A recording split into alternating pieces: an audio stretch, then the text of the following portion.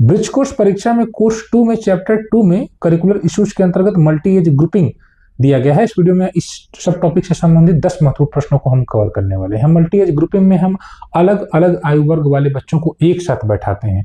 उनकी मानसिक क्षमताएं अलग अलग हो सकती हैं, उन्हें हम एक साथ एक ही परिवेश में बैठाते हैं। तो इसमें पहला प्रश्न यह है कि बहुआयु समूहन शिक्षा का मुख्य उद्देश्य क्या है। हमारे बताने से पहले आप उत्तर स्वयं से जानने का प्रयास करिएगा।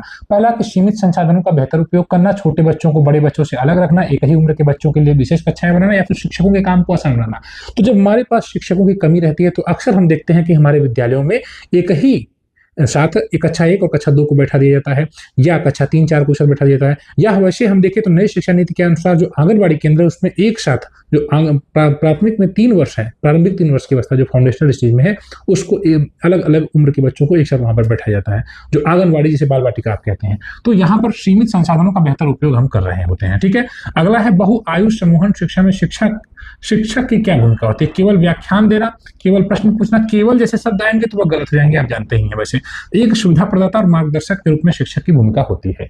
तीसरा प्रश्न है बहुआयु समूह शिक्षा का एक मुख्य लाभ क्या है। बच्चों में सामाजिक कौशल का विकास, सभी छात्रों के लिए समान पाठ्यक्रम आप सभी छात्रों के लिए नहीं कर सकते, स्पर्धा को बढ़ावा देना, इसमें स्पर्धा नहीं हो सकती क्योंकि कुछ बच्चे बहुत बड़े होते हैं, कुछ छोटे होते हैं, मतलब 1 साल 2 साल तक का अंतर होता है, तो इसमें स्पर्धा हम नहीं करते हैं, अधिक गृहकार्य नहीं देते हैं। सामाजिक कौशल का विकास होता है, बड़े बच्चे छोटे बच्चों की मदद करते हैं, तो मदद करना एक सामाजिक कौशल है, बच्चा सामाजिकता के गुणों को सीख रहा है। निम्न में से कौन सा बहुआयु समूह में सीखने का एक प्रभावी तरीका हो सकता है। केवल व्यक्तिगत शिक्षण, केवल समूह कार्य, कठोर और संरचित पाठ्यक्रम। तो ये तीनों विकल्प आप ऑप्शनल हट रहे हैं, एलिमिनेट हो रहे हैं, केवल है कठोर और संरचित पाठ्यक्रम आप नहीं। यहाँ पर सहयोगी अधिगम और सहकर्मी शिक्षा, यानी कि साथ में पढ़ने वाला जो बच्चा है वह सपोर्ट करता है दूसरे बच्चे का और सहयोगी रवैया अपनाता है, तो इसलिए विकल्प सी सही है। बहुआयु समूहन शिक्षा की एक चुनौती क्या हो सकती है। शिक्षा संसाधनों की बहुलता, तो बहुलता चुनौती नहीं होगी। शिक्षक के लिए विभिन्न आयु वर्गों की आवश्यकताओं को संतुलित करना, छात्रों के बीच अधिक समानता, ये चुनौती नहीं होगी। कम सामाजिक बातचीत, एक यह भी सही हो सकता है, शिक्षक के लिए विभिन्न आयु वर्गों की आवश्यकताओं को समझो, लेकिन इससे बेहतर यह है।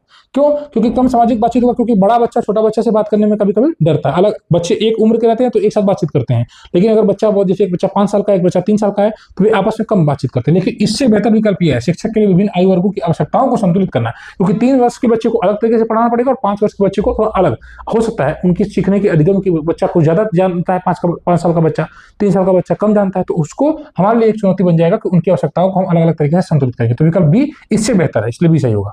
किस प्रकार की कक्षाओं में बहुआयु समूहन शिक्षा अधिक प्रचलित है। तो छोटे ग्रामीण विद्यालयों में अक्सर हम देखते हैं जहाँ पर कक्षा 1 2 को बैठा दिया जाता है, 3 4 को एक साथ, क्योंकि संसाधन की कमी रहती है, शिक्षकों की कमी रहती है, तो ऐसा अक्सर देखने को मिलता है। तो ग्रामीण विद्यालयों में ऐसा देखा जाता है।